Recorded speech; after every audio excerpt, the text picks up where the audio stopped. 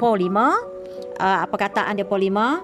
Polimer kalau perhatikan kepada struktur ialah ia merupakan satu molekul yang sangat besar berbentuk rantai yang terdiri pada gabungan unit-unit molekul kecil. Jadi unit-unit molekul kecil yang membentuk polimer ini dikenali sebagai monomer. Okey, polimer dapat dikelaskan kepada polimer semula jadi dan juga polimer sintetik. Okey, apakah polimer yang dikatakan polimer semula jadi? Daripada sini kita akan nampak ada tiga ada tiga bentuk polimer semula jadi, itu kanji yang kita makan tu daripada karbohidrat, kemudian protein dan juga getah asli. Sementara monomer bagi setiap jenis polimer ini, contohnya kanji monomer ialah unit yang paling kecil terdiri pada glukosa. Okey.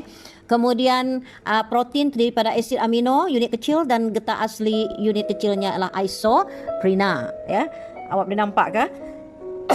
Dan untuk kegunaan seperti biasa, kalau kanji kita tahu dia memberikan tenaga kalau dalam pengambilan makanan. Kemudian untuk asid amino merupakan sel unit yang membina sel dalam tisu badan, dan untuk getah asli atau isoprena ni membuat produk berasaskan getah. Jadi polimer sintetik iaitu polimer yang dipanggil sebagai polietina. Monomer ialah etina dan bahan untuk membuat botol plastik, beg plastik dan pelbagai seperti baldi ataupun bekas-bekas letak sabun yang cecair. Kemudian poliesterina pula ialah monomernya ialah sterina, membuat bekas pembungkusan peralatan elektrik. Kadang-kadang kita beli peti ais, beli apa-apa kan, ada satu poliesterina tu yang warna putih tu. Itulah dia. Kemudian perspek pula ialah monomernya atau unit kecilnya ialah metil metakrilat, iaitu membuat cermin,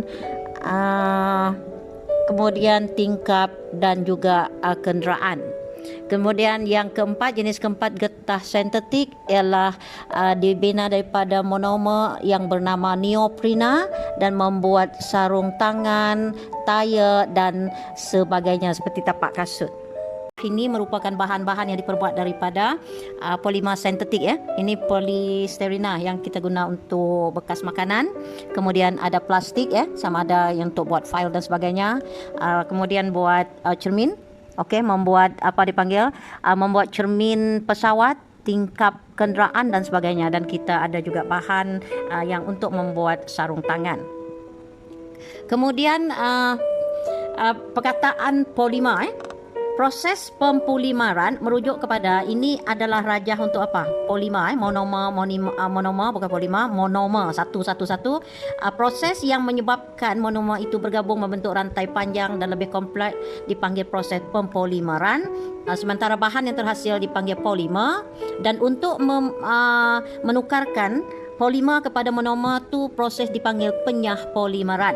Jadi kalau kita lihat kepada nota yang ada di tepi ni, nota itu menerangkan ialah polimer dihasilkan melalui proses pempolimeran, iaitu proses, dan proses pempolimeran ialah proses percantuman monomer melalui pembentukan ikatan kimia untuk menghasilkan polimer yang bermolekul lebih besar berbentuk rantai.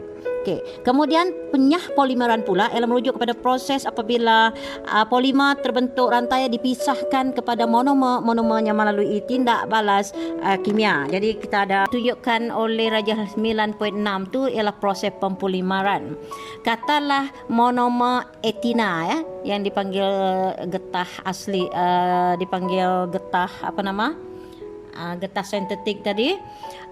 Dia punya molekul ialah terdiri pada dua karbon dengan hidrogen kan. Ini satu monomer.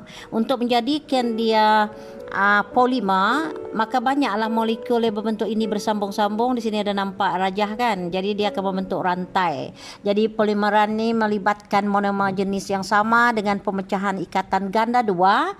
Ni ada di sini ada ikatan ganda dua kan. Tapi bila terbentuknya polimer ni secara kimia ni, ikatan karbon dengan karbon ni pecah menjadi apa supaya dia dapat bersambung dengan monomer yang lain untuk membentuk polimer.